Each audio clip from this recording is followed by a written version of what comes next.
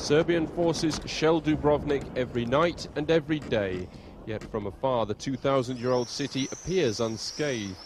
But the bells of the Loggia Tower chime to streets all but deserted. 30,000 people have gone. The soldiers are in Plaka Street, not the tourists. Sir Blaise looks down on a town boarded up against the blast of incoming shells. Medieval fountains are smashed. Windows of palaces sandbagged. Anything unprotected is at risk, including the 20% of Dubrovnik's people who have stayed on. Even though one night you'll only have one grenade falling on in your area, you live under expectations that something else is going to happen in the next minute, and that's terrible pressure. But in the last week, as you noticed, all of the children have been moved out to the islands, leaving those remaining forced to take shelter for hours on end in an aquarium housed inside the 1,000-year-old fortifications. Outside, all this is the work of recent bombardments, the famous pantiles pulverized by shells or patched over during the lulls. But other damage simply remains exposed to the elements. Pored toga, na teritoriju Dubrovačke općine palo 400 to 500,000 shells have fallen on the Dubrovnik area.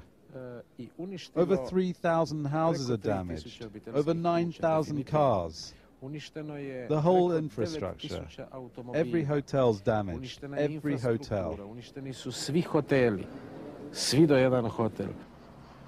West of Dubrovnik, Serbs positioned on this ridge systematically sank every yacht in the marina. They pulled out just last week. The yacht charter business was an important part of the area's tourist economy. This was not simply military vandalism. East of Dubrovnik, economic sabotage on an industrial scale. The Kupari hotel complex, 3,500 bedrooms, occupied by Serbs, shelled by Serbs and burned by Serbs. As they left, moving east, they left the economic base of the Dalmatian coast here in fragments. And then they blew up a water main supplying the city of Dubrovnik. But how much longer will the Serbs retreat? They still occupy the Konavle headland, part of Croatia, and it protects Kotor, where the entire Serbian navy is at anchor in Bokar Bay behind this headland. So on that skyline that we can see, they've still got their guns and artillery, as it were. Yeah, I think not in up of mountains, but 2-3 kilometers from the mountains are their artillery, you know. So we're within their range now? Their range now.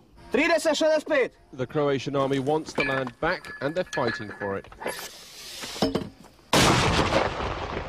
The Serbs should have left 2 months ago under Cyrus Vance's plan. They remain, so the fighting goes on. The Croatians say that their tactics are simply to fire artillery and mortars and then hope that the Serbian forces will pull back.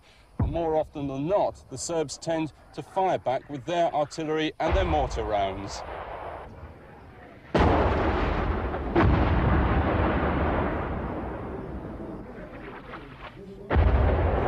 Incoming shells falling harmlessly on the mountains, but every day they strike Dubrovnik itself, this time damaging the vehicle of the 4 UN observers in the town. But neither the UN nor the EC monitors have much impact on the Dubrovnik sector of war. The EC boat passes regularly from Croatian to Serbian lines, but the conflict progresses regardless. There is no UN protection force here, and sheltered from the incoming fire, the Croatian army supply lines stand ready. In Dubrovnik, the tanks are maintained for battle readiness.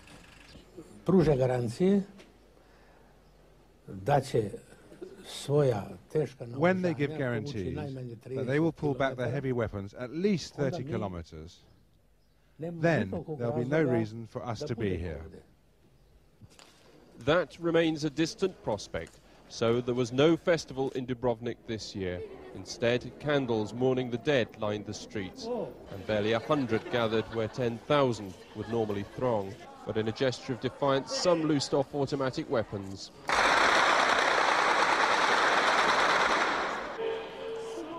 While others gathered to sing Dubrovnik's Song of Liberty.